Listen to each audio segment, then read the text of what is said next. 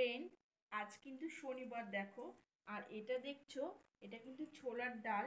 এর মধ্যে জিরে বাটা, আদা বাটা আর কালো জিরে, হলুদ, লবণ সব কিছু দিয়ে কিন্তু আমি মেখে নিয়েছি। আর এটাকে আমি ভাজবো এখন। দেখো, এটাকে ভেজে সুন্দর করে গরম গরম একটা বড়া মতো করবো। আর এটা দিয়ে না তরকারি খেতে আমার পরিবারের সবাই কিন্তু খুব ভালোবাসে। আর এটা খেতে আমিও পছন্দ করি।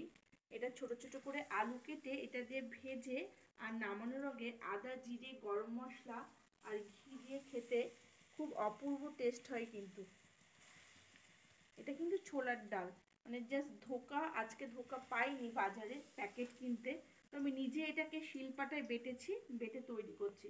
তো তোমরা কারা কারা গরম গরম খাবে এই বৃষ্টির দিনে, সবাই চলে আসতে পারো কিন্তু।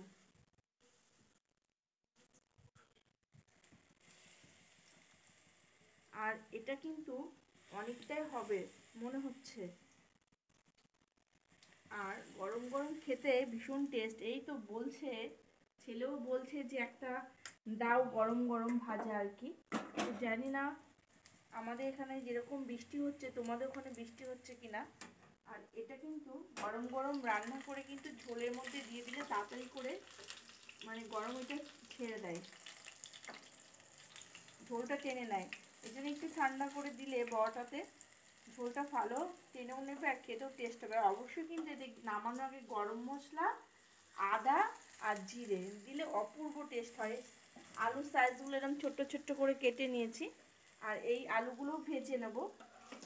তোমাদের কেমন লাগলো আজকের এই ভিডিওটা তোমরা কিন্তু আমাকে জানাবে। আর এখানে না প্রচণ্ড বৃষ্টি, এত বৃষ্টি হচ্ছে আজকে তেমন কিছু রান্নাও করতে পারিনি। এখানে একটা চচ্চড়ি মতো করেছি, এই যে চচ্চড়ি করে রেখেছি। আর ফুলকপি দিয়ে, আলু দিয়ে, শিম দিয়ে সব কিছুতে একটা ভাজা করেছি আর একটা শাক করেছি। আর এইটা হচ্ছে তোমাদের সাথে দেখাই,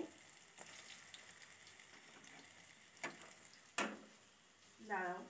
সকালে ব্রেকফাস্ট হয়ে গেছে, তারপরে কিন্তু এটার প্রস্তুতি নিয়েছি। হয়তো হঠাৎই ভেবেছি কি করব, তা বেশিক্ষণ হয়নি। কাটতে একটু কষ্ট হয়েছে, কেননা বাটতে একটু কষ্ট হয়েছে, কেননা বেশিক্ষণ ধরে ভিজিয়ে রাখলে এটা ভালো হতো।